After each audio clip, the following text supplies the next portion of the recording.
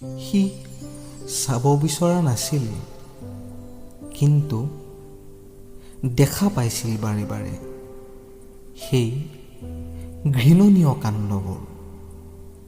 মাতৃয়ে শিশুক ডাষ্টবিনত পেলাই থৈ যোৱা।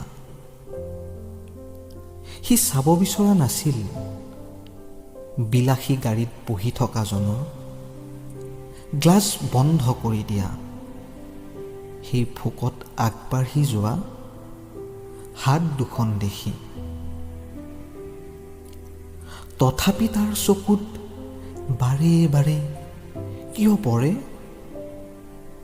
উৰণীয়া সেতুৰ তলত বাস কৰা ল'ৰাটোৱে কুকুৰ পোৱালিটো বুকুত বান্ধি দুয়োৰে ঠাণ্ডা আঁতৰোৱা।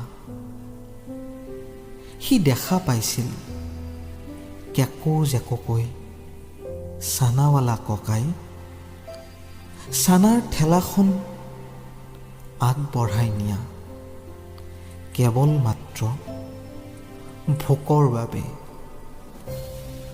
আৰু বিলাসী বাৰ ৰেষ্টুৰেণ্টৰ বাহিৰত ভিতৰৰ পৰা সৰু সৰুকৈ ভাহি অহা সংগীতৰ সুৰবোৰ শুনি শুনি বহি থকা ভোকাতুৰ মানুহবোৰ। এই সকলোবোৰ মানুহেই হয়, কেৱল পাৰ্থক্য মাথো মানসিকতাৰ।